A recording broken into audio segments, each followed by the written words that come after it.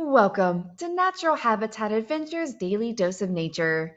I'm your host, Brooke Mitchell, and today's webinar is Escape to the Grand Canyon and Sedona, presented by NatHab Expedition Leader Jen Kampmann. Thank you so much for being here today, Jen. Over to you. Hi, thanks, Brooke, and thank you everyone for if you're either tuning in today or watching this as a future recording. I'm gonna dive into one of our new trips, our Grand Canyon and Sedona Escape. I will start off by introducing myself, of course. My name's Jen Kampmann. I've been an expedition leader with NatHab now for about 4 years, and I lead a lot of our itineraries across North America. So I actually do quite a bit of guiding up in Alaska, our Ultimate Alaska, our Alaska Bear Camp, as well as in the lower 48, like our Winter Yellowstone Wolves, Glacier and Waterton, Coastal Maine, and of course in the American Southwest. I lead some of our Bryce, Zion, and Grand Canyon photo trips, and now I will be leading some of our Sedona Grand Canyon trips, which I'm super excited about. Prior to my time at NatHab, in total, I've been guiding for I think about 8 years now. But before that, I did serve in the U.S. Navy as a mechanical air crewman on C-130 aircraft for 6 years, so I am a veteran. And I did also get a Bachelor's of Science in Wildlife Ecology and Management from Utah State University. Following my the completion of my degree, I did go and work a few seasons for both the Forest Service and the National Park Service as a biological science technician, helping to collect data and work on various reports and research projects, which really gave me a lot of insight into the world of wildlife research. So that's kind of my background before becoming a guide.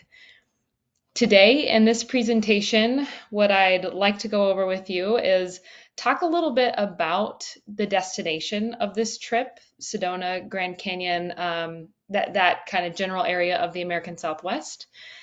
We will go over the itinerary and some adventure details. We'll go through accommodations, meals, transportation, climate and elevation, as well as other things like packing wildlife and some additional resources I've got for you.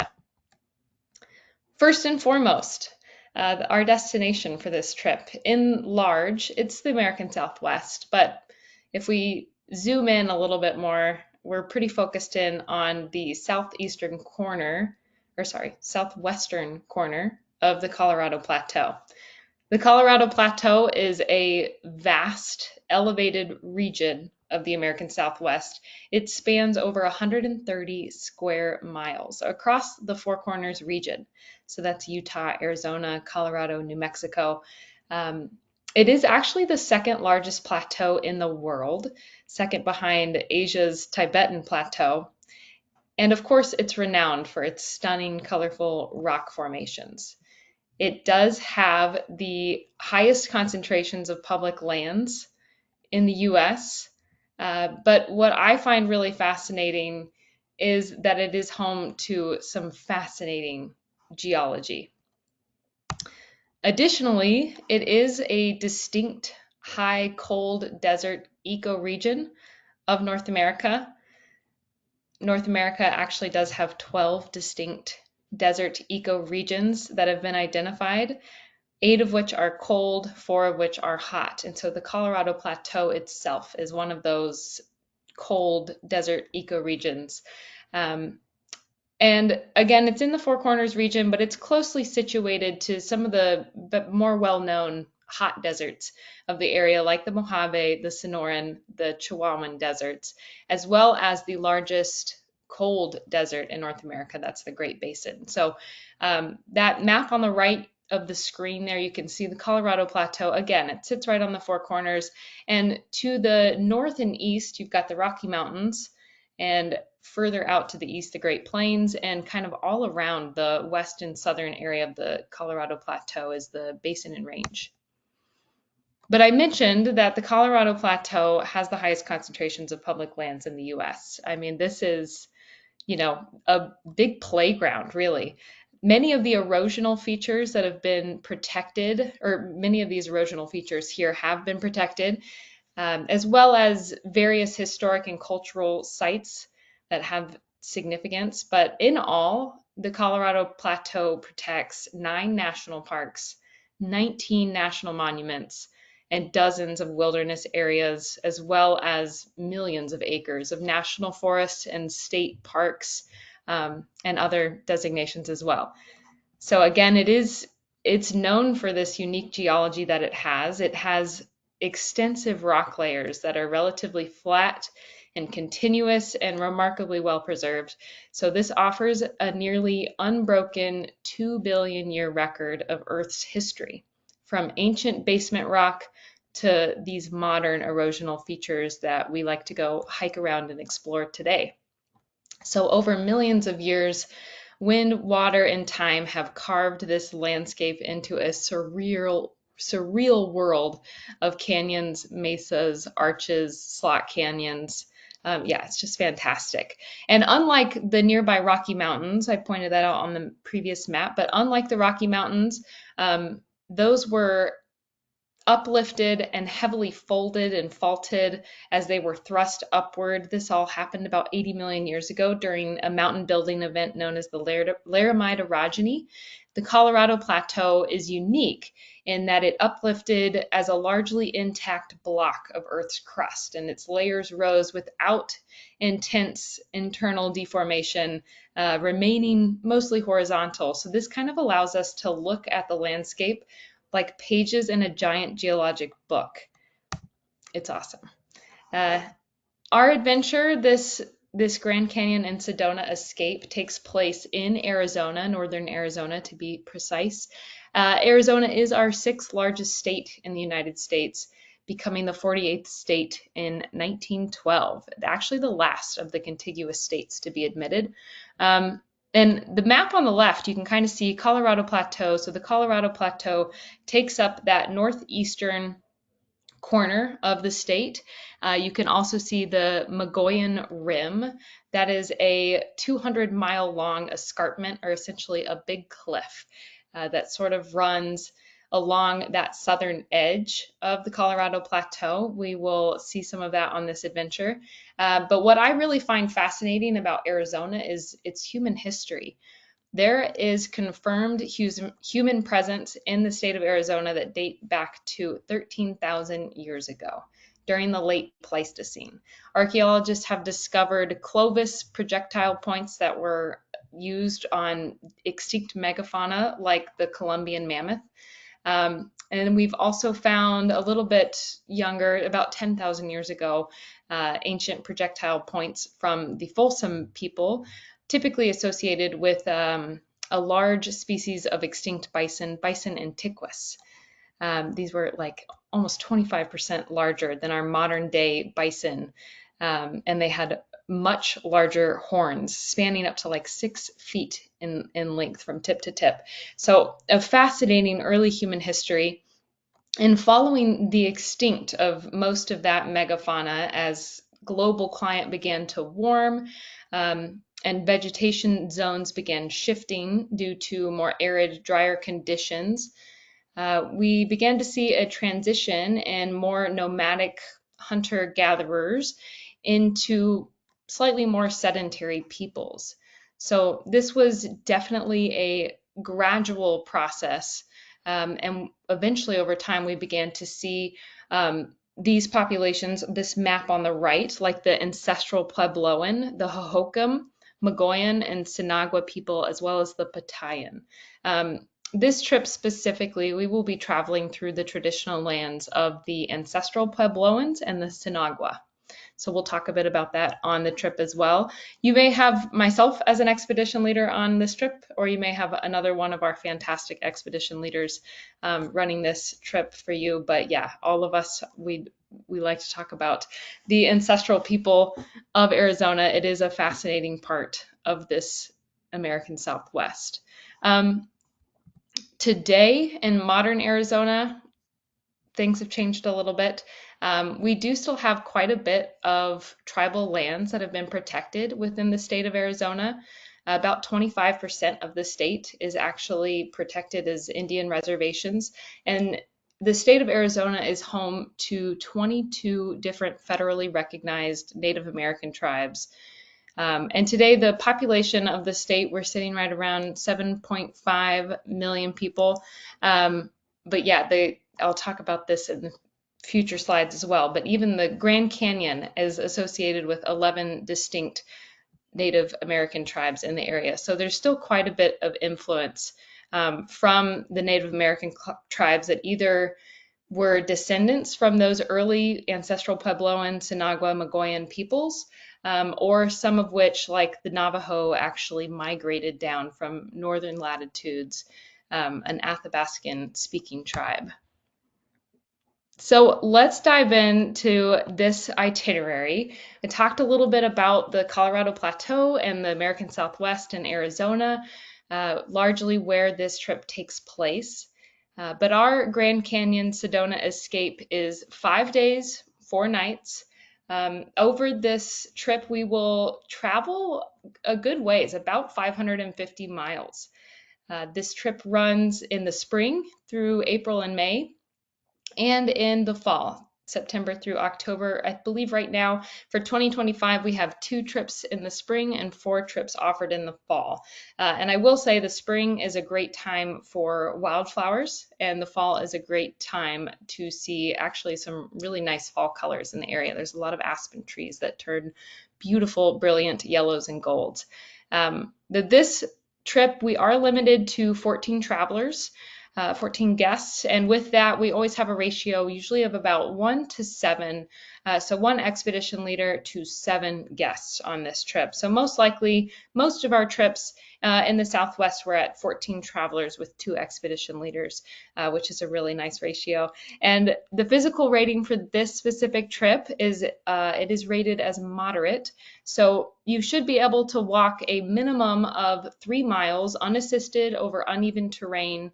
And you should expect some altitude, some elevation gain. The highest point on this trip is right over 8,000 feet.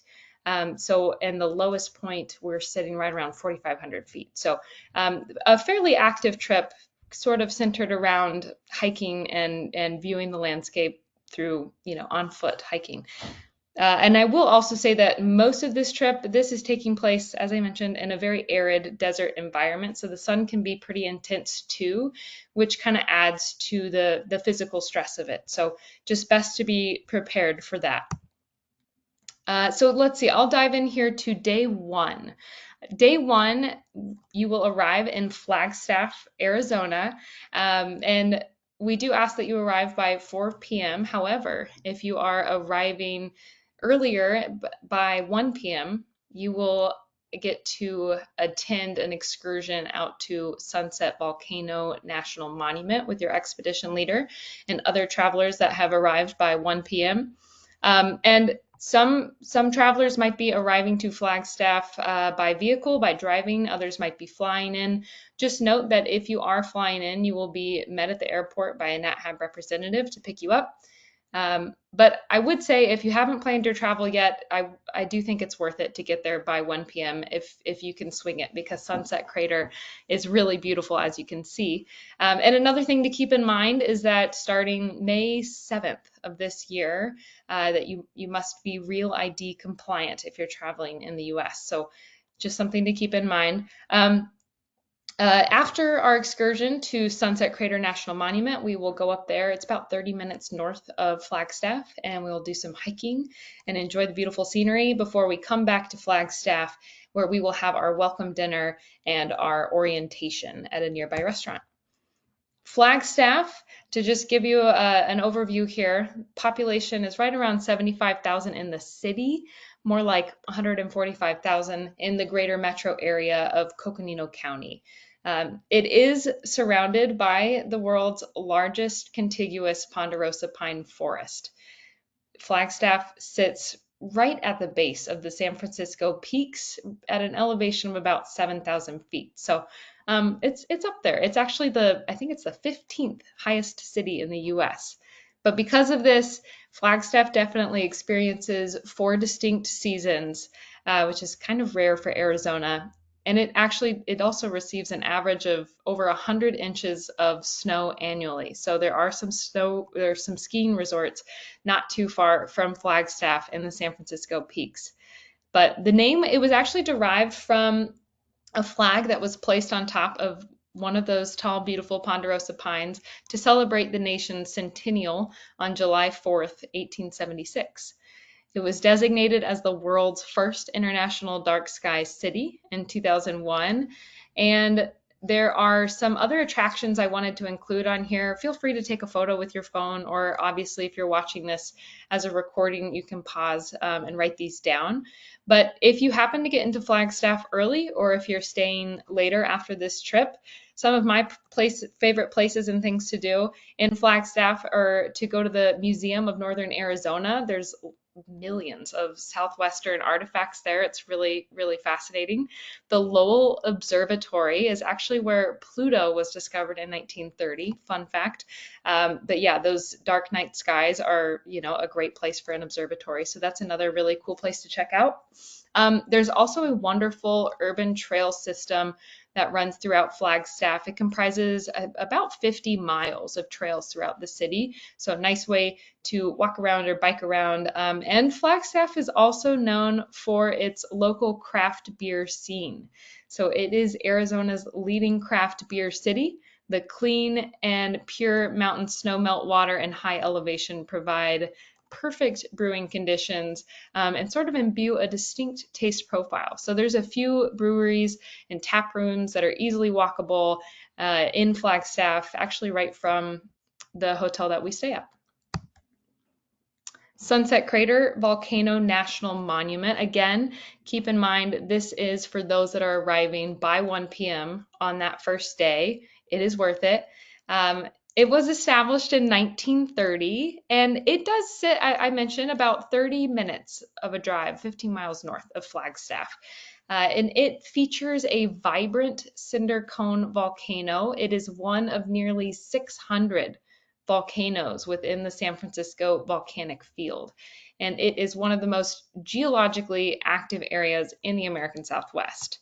And this volcano in particular, Sunset Crater, is the youngest volcano on the Colorado Plateau. So it last erupted just over 900 years ago in about 1085. And it did create a 1,000-foot tall cinder cone. That's essentially the big mountain that you see there, as well as vast fields of lava flows that stretch for miles from the volcano's main vent.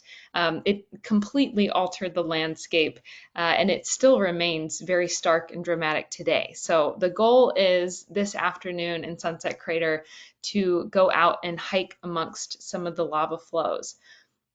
But this volcano is known for its distinctive reddish-orange hue. That coloration actually comes from oxidized iron, and it is reminiscent of a sunset. So that's where the name comes from. But as I mentioned, it's about 1,000 feet high, this volcano, roughly a mile in diameter at its base. But the top of the volcano has been closed to hiking since 1973. Due to its fragile nature and the extensive erosion that was caused in the past by foot traffic. And even though it's very barren looking, there is actually a lot of resilient plant and animal life within the national monument. Again, when this volcano erupted, it did change things dramatically. It literally obliterated all existing vegetation and wildlife in the area and covered everything with those lava flows.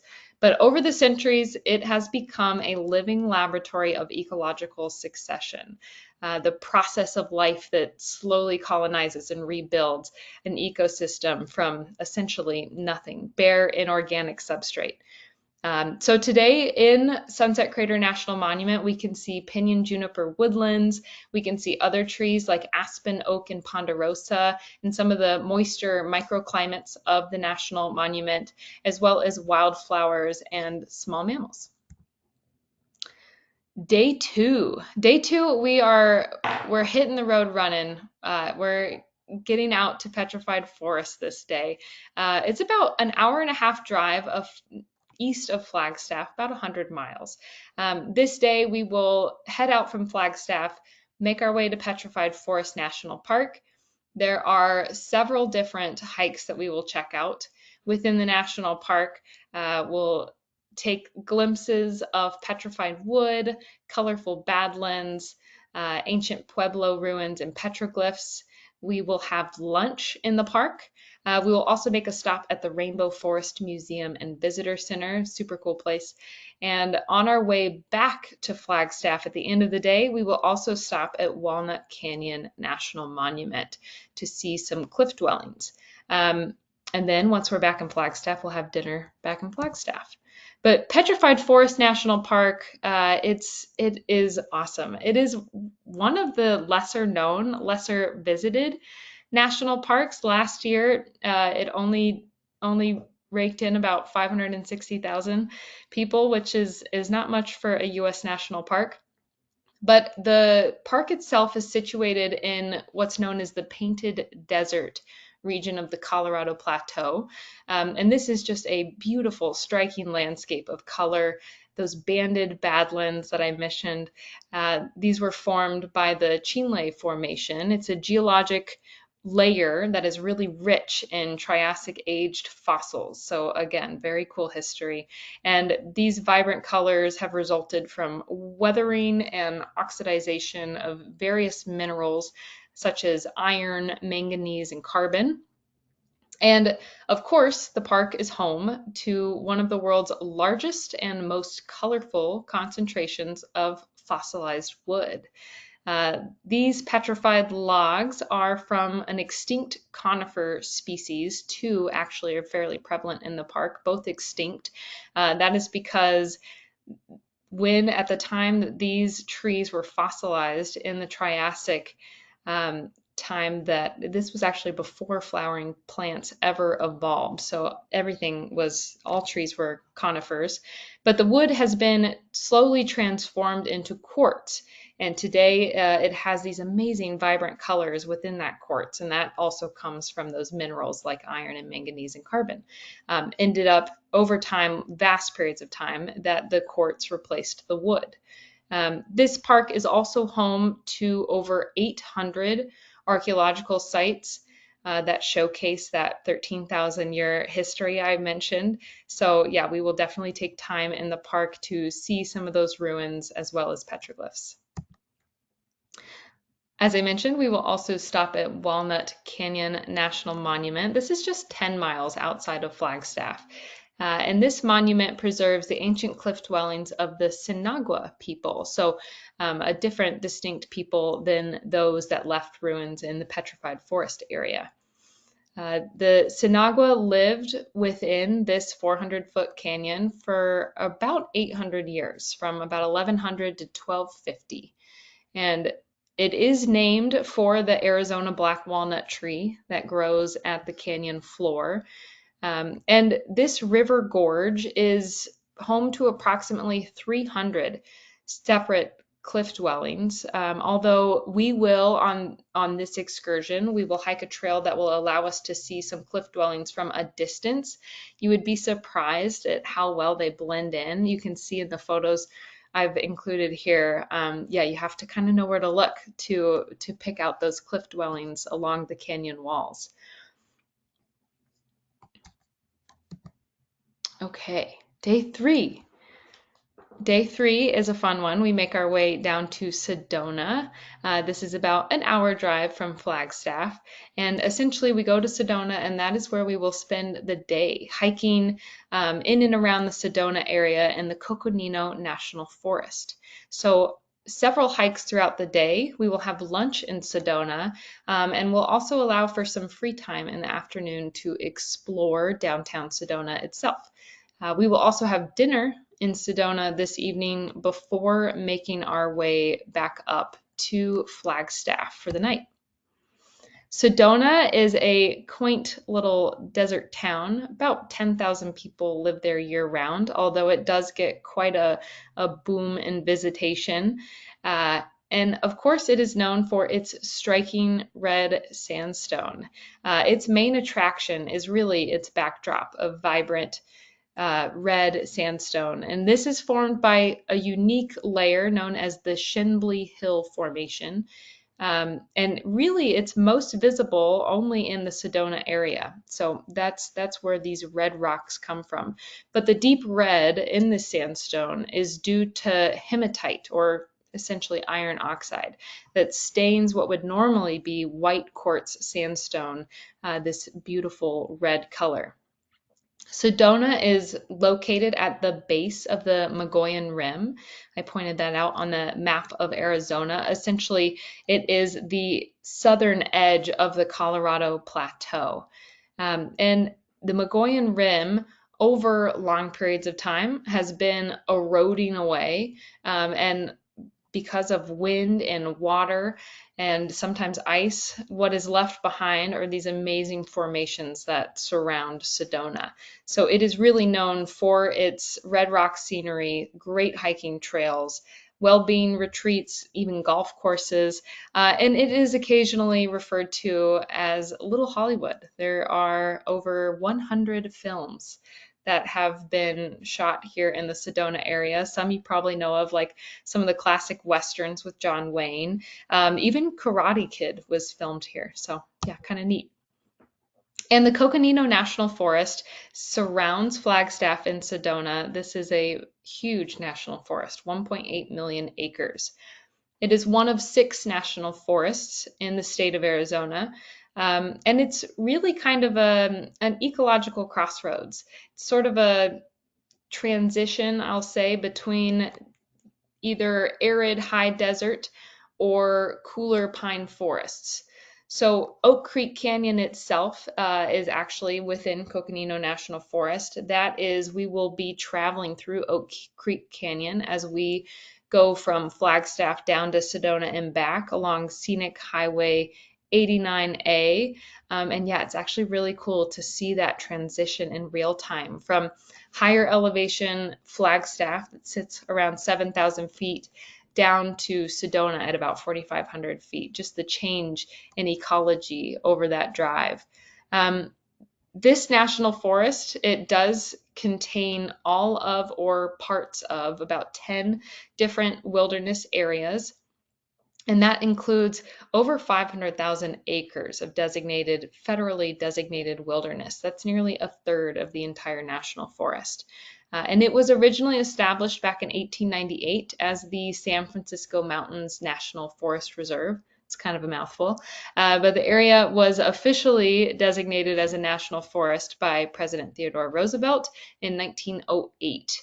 Once that National Forest Reserve was merged with lands from other surrounding reserves to create what is now Coconino National Forest. But yeah, incredibly diverse because it does span such a vast area. So it contains landscapes like deserts and Ponderosa pine forests, as well as alpine tundra and ancient volcanoes. So it's a very cool place.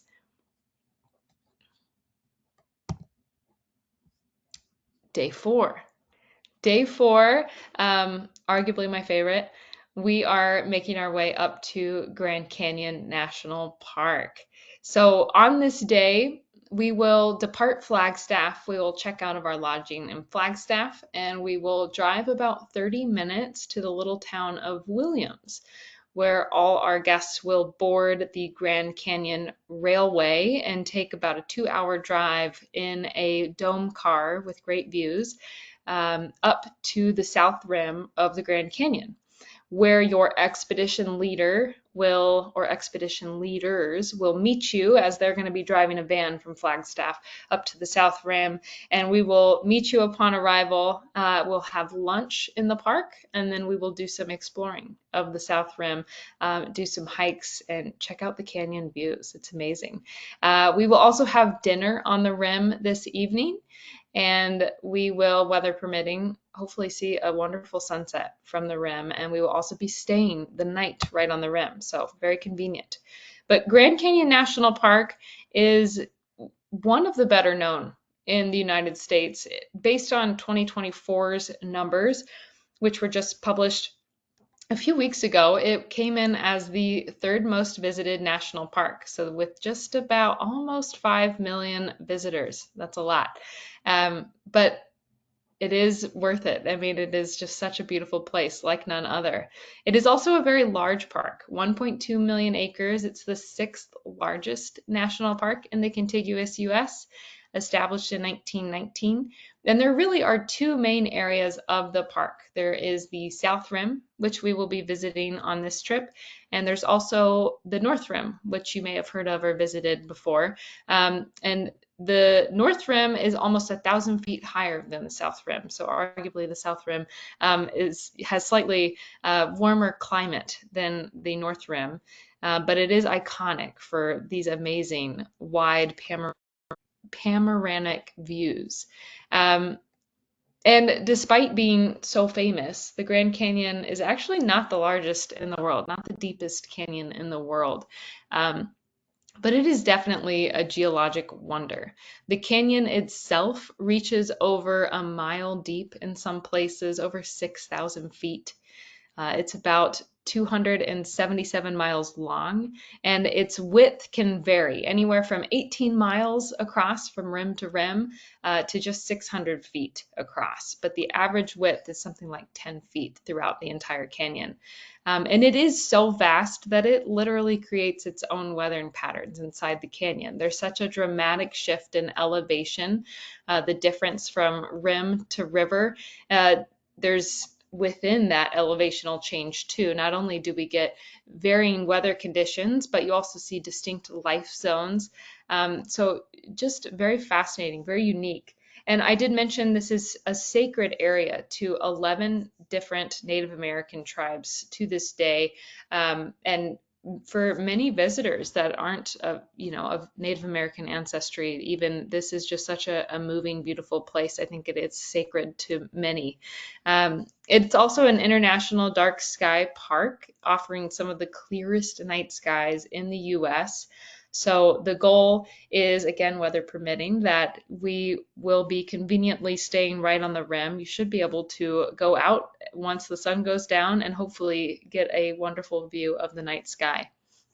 And a fun fact I like to share is that the canyon itself, there's been lots of speculation as to how old it is, but in truth, in reality, we don't actually know how old the Grand Canyon is. It's believed, it's most commonly agreed on, I should say, that the canyon started carving, the Colorado River started carving its way through the canyon about 6 million years ago. But there was a study that came out in 2012 that suggested this process may have begun as far back as 70 million years ago. So in all likelihood, the Grand Canyon, as we know it today, started out as a series of smaller canyons 70 million years ago, and the majority of the canyon that we see today didn't begin to take place until much more recently. Day 5, this is our last day. Short and sweet this trip, but we start the day on the rim, and again, ideally weather permitting, we will hope to see sunrise on the rim. And following sunrise and breakfast, we will make our way back to Flagstaff. It's about an hour and a half drive. And then we do ask our guests to depart from Flagstaff to plan their departures sometime after 10:45 a.m. so that we can make sure we get you there in time. You will be transferred to the airport by your expedition leader on that final day, or you will be taken back to our lodging in Flagstaff where you might have a vehicle stored. But that is our 5-day Grand Canyon Sedona Escape. It's a fantastic itinerary. And some of our accommodations, keeping it simple on this one, the first few nights, the first 3 nights, we will be staying at the Residence Inn in Flagstaff. Very conveniently located. You can walk right into downtown. And it does have internet, laundry, all that good stuff. And we will also, once we get up to the south rim of the Grand Canyon, we will be staying at the Thunderbird Lodge, which, as I mentioned, is right on the rim. Very cool spot. And it does have internet as well, but I will say it's a little spotty.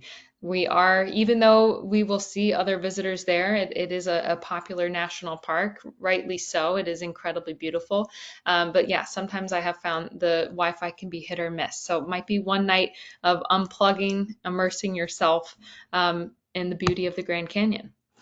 For meals throughout this trip, it's a little bit of a mix. We'll be dining in some restaurants, doing some like sit down meals in some nice local restaurants, handpicked by our team. You know, you're never going to go hungry on a Nat Hab trip. Um, and we will also strive to do some picnic lunches, some simple like grab and go pre-order picnic lunches. That way we can maximize our time out in the field and enjoying hopefully some warm desert weather. But this is a reminder too, when you do complete your pre-trip paperwork, or if you have already, just make sure that you have included your up-to-date dietary preferences and restrictions, as well as any allergies you might have, because that really helps us on our end keep you happy and healthy. For transportation throughout this trip, we will mostly be using one of our Nat Hab Sprinter vans. So it depends. If we have a full group of 14, we will have 2 Sprinter vans. And if we have 7 or less guests on a departure, we will just have 1 Sprinter van. So 1 Sprinter van per expedition leader. The vans are incredibly comfortable. These are actually, they're on the newer side, these vans. And every guest will get a window seat, as well as we have some charging ports available in these vans. They're spacious and comfortable. We will also provide you with water refill so you can stay hydrated throughout this trip. And of course, snacks, as well as trekking poles. So when we head out to hit the trail every day, we will have trekking poles available for you in the vans. Obviously, the one other form of transportation we will utilize on this adventure is the Grand Canyon Railway, where you will be situated in one of the luxury dome cars with great views as you travel through that world's largest Ponderosa pine forest, so cool, to the south rim of the Grand Canyon. And again, that ride is about 2 hours. With all of this, of course, that is the perfect and precise itinerary we have laid out for you. But there's always this little promise of the adventure guarantee. So this is your friendly reminder to remember that it's an adventure, and adventures don't always go as planned. So whether it's weather or some other logistical hiccup, we thank you in advance for your flexibility, adaptability, because yeah, it wouldn't be an adventure without a few bumps in the road. And wildlife. So while this trip is largely focused on landscape and interpretive hiking, there's still some opportunity to see some interesting wildlife throughout this trip. There's chances to see ungulates, large ungulates like elk. There's some elk along the south rim of the Grand Canyon, as well as mule deer, maybe occasionally a pronghorn. A lot of small mammals inhabit the desert area because of their adaptation to living in arid environments, like squirrels and chipmunks, and a lot of corvids and vultures in this part of the world as well. The hope is that maybe we'll get a glimpse of a California condor at the South Rim. That's one I'm always looking for. And of course, hawks and eagles. This is also great habitat for red-tailed hawks, as well as our golden eagles, which I'm also always looking for. And obviously, the desert is a great place for some of our reptile species like lizards. Lots of lizards and lots of biodiversity in the world of lizards there. So it's actually quite fun to see how many species you can identify throughout your trip. For climate and elevation, just the conditions of this trip is to take note here. These are kind of the 3 main areas that we're visiting throughout the trip: Petrified Forest, Sedona, and Grand Canyon. All totally different elevations. Petrified Forest is about 5,500 feet. Sedona sits at about 4,500 feet. Remember, I mentioned that is the lowest elevation of our trip. In Grand Canyon, the south rim is up at about 7,000 feet. I would also note, I mentioned this as well, but Sunset Crater volcano is the highest elevation we will see. It's about 8,000 feet. And Flagstaff, where we stay the first 3 nights, sits at about 7,000 feet as well. So we will be adventuring in the range from 4,500 to 8,000 feet. So at a little bit of elevation. And you can see I've listed some of the common temperatures you might see during the spring and fall seasons in these areas. Again, this might be a good one to take a photo of. But you will notice that the Grand Canyon in particular has a wider temperature range in all respects. And that is because, again, that place makes its own weather. That canyon is so magnificent and big that change in elevation can truthfully create its own weather sometimes.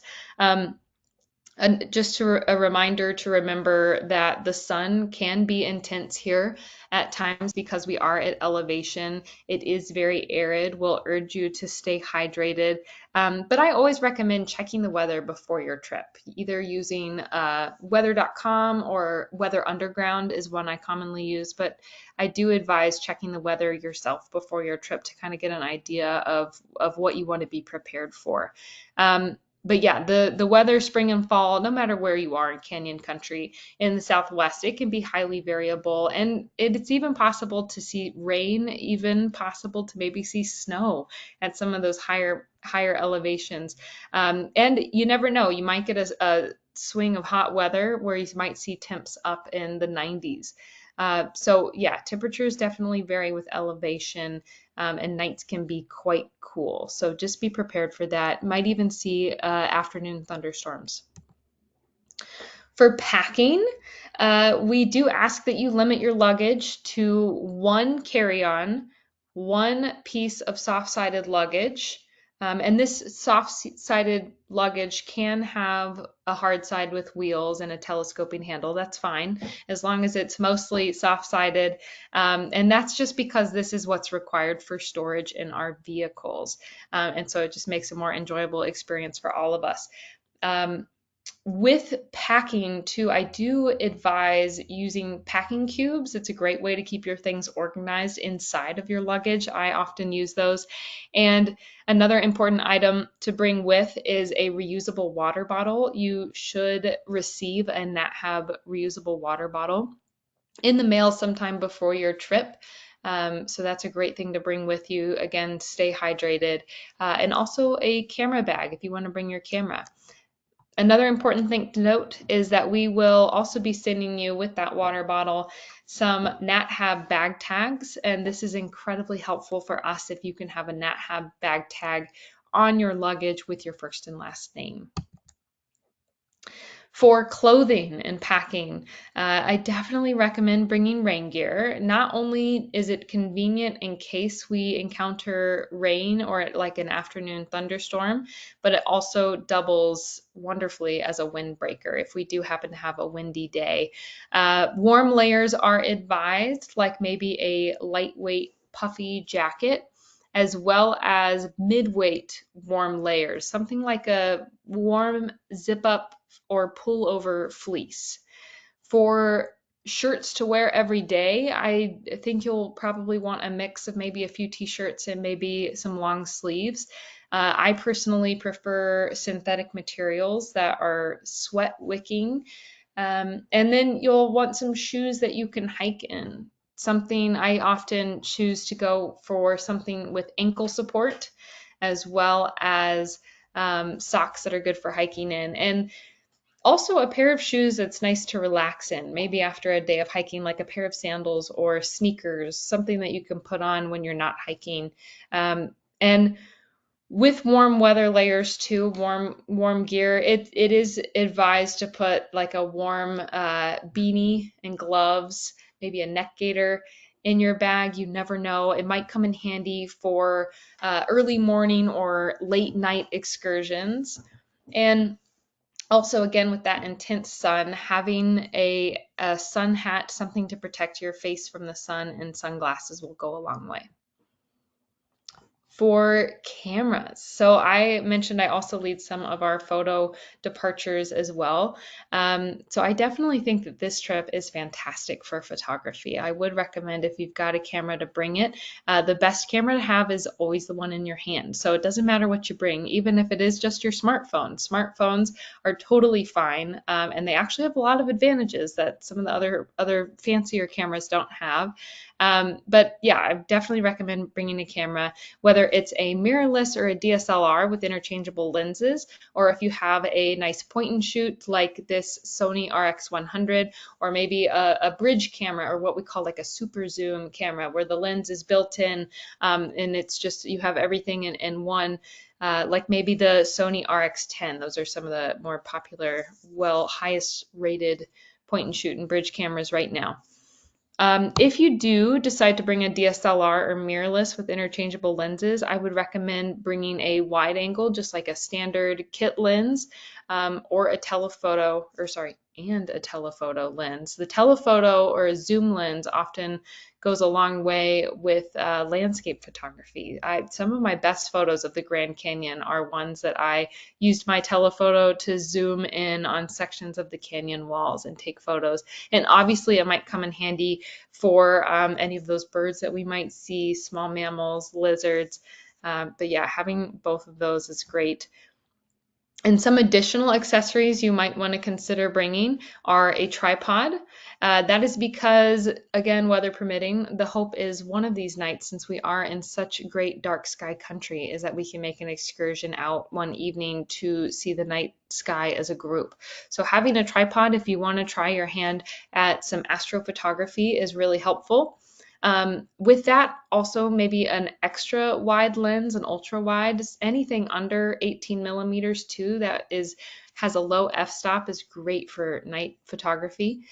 Some people might want to consider a macro lens for fun things like wildflowers and lizards. But definitely, I do always recommend, no matter where you go, to bring your camera's manual, just in case. Like nowadays, you can find digital manuals online. You can just download them and save them on your phone, as well as extra SD cards and batteries, just in case. It's just nice to have extra on hand. You might want to also consider bringing a headlamp, like if we do go out in the evening, or if you yourself want to go out and see the stars, like the night that we're, sleeping on the rim of the Grand Canyon. A headlamp might be convenient, and as well as polarizing filters, or ND, neutral density filters, to shoot during some of the harsher light times of the day. Some additional resources I have for you here. This is additional resources for any of my travelers that are interested in photography. We have a fantastic photography blog that NatHab runs. It's got a lot of great info on there, as well as one of my favorite photography podcasts. It's actually produced by one of our NatHab employees, our Chief Sustainability Director, Court Whalen. So shout out to Court. But his podcast is wonderful. It has great bite-sized information on shooting landscapes and wildlife, as well as our wonderful daily doses of nature that Brooke, our host, and Rob, our other host, have done a great job of organizing those on our YouTube channel. And we have a whole section of just photography daily doses. So you can go back and watch those and learn tips and tricks. We do also offer a 15% discount for equipment rentals through lensrentals.com. Again, if you want to snap a photo of this, or you can pause it if you're watching this as a recording. And another fantastic, arguably the best resource for this trip when it comes to photography and anything else is your pre-departure briefing. I do highly recommend that you read through that. We put a lot of time and effort into compiling some of the most important information to prepare you for your trip in there. So there's a lot of good stuff in there. And then these are just some of my favorite books about the American Southwest that I recommend. Coyote America, sort of a deep dive on the natural history of the coyote, fascinating. Some of Craig's Child's work, he's a well-known author of the American Southwest. Blood and Thunder by Hampton Sides, as well as Down the Great Unknown, is one of my favorite books, kind of a firsthand account of John Wesley Powell's first run down the Colorado River, the first documented run down the Colorado. Just an absolutely crazy story. So some really fascinating books there, help you get excited for your trip, or if you just want to keep learning after, or in any case about the American Southwest. These are some great reads. And then with that, I thank you for your time and attention, and I'll turn it back over to Brooke to open it up for questions. Thank you so much, Jen. That was so thorough. Like, I feel I'm ready to go on this trip. I'm so jealous. I wish I was going down in that van with you after Spring Fest. So, Me oh, too. I'm so excited. Yeah, so excited for everybody who's joining. Wonderful. Okay, so everybody in your control panel there's like a little question box. If you have a question, go ahead and pop it in there and we will see how many we can get through until the top of the hour. So let's start, Jen. Alrighty, could you elaborate on the difficulty level of the hikes? What are some examples of what are some of the hikes we might go on? And what is the pacing? Will there be breaks? Yeah, that would be great if you could explain that a little Absolutely. further. Yeah, absolutely. So a lot of our hikes they vary. So some of our hikes do have sections that are paved. Some of our hikes kind of go over undulating, rocky terrain. So if you are someone that like hikes regularly with trekking poles, you might want to consider packing those as well. But again, we will have some for you to borrow should you wish. But with the terrain, I will say that this trip is rated as moderate, 3 miles minimum, and that's typically what you can expect is hiking no more than 3 miles in a day. So most of our hikes are on the shorter side, like 1 to 1.5 miles. There's, I think, one or two hikes, but again, this can vary from trip to trip. A lot of it has to do with the creative sprinkle that your personal expedition leader puts on the trip. But most of us aim to keep our hikes somewhere between the 1 to 2 mile range. And pacing is obviously we're there to see nature and to soak it up and to do fun things like look at the plants up close and look for lizards. So it is not a very fast pace. We're taking our time to enjoy the scenery, to make sure that we are properly stepping where we need to step. So yeah, kind of hikes are going to be several hikes throughout the day on the shorter side. And I will say, all of our activities are optional. So if, there's a point in the day where you're like, I've done enough hiking for today, I would just love to sit here and enjoy this view or whatever it might be. We can't always guarantee a substitute at that exact moment, but we will do our best. But yeah, just keep in mind, everything is optional, but all in all, we are aiming to do no more than like 3 miles in a day with some varying terrain. Again, trekking poles are very helpful for that type of thing. And I do recommend some sturdy hiking footwear that has ankle support. Great, thank you for that further explanation. Are people able to drive to this trip? And if so, where would they leave their cars? How would that flow? Great question. Yes, you can drive. Especially, I would almost recommend it. It's just such a beautiful part of the country, and there's so many other amazing national monuments and different ruins that you can visit in the greater area and national parks. Again, the Colorado Plateau is a big playground. So you can definitely drive, and we've arranged it where our travelers can leave their car parked at the Residence Inn in Flagstaff for the duration of the trip. So that is no issue at all. You'll just leave it at the Residence Inn when we go up to the Grand Canyon, and when we come back the final day, we will drop those that need to be dropped at the airport first, because that's a little bit more time sensitive, and then we will drop those that are departing headed back to their vehicles at the Residence Inn in Flagstaff there. Perfect. And for those who are coming in on day one, will they go directly to the Sunset Volcano hike and excursion, or will they be able to go to lodging first and change from travel clothes? Yes, how does that first day work? Great question. So yes, ideally that the Flagstaff Residence Inn they don't typically let us check in before 3 or 4 p.m. But sometimes it just depends on what day of the week it is. Sometimes they will work with us. They are used to seeing the net have logos, but they will work with us to try to let us either check in early, or they will absolutely store luggage. And there are restrooms there by the main lobby. So worst case scenario, you would be able to change and store luggage with the front desk. Best case scenario, they let us check in a little bit early. So yeah, essentially we're kind of meeting in the hotel lobby to depart for Sunset Crater Volcano.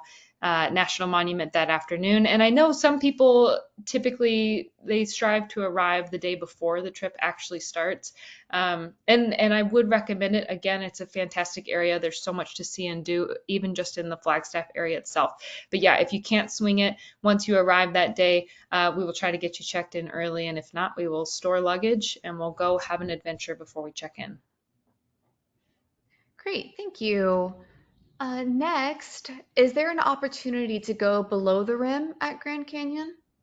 Ooh, that is a good question.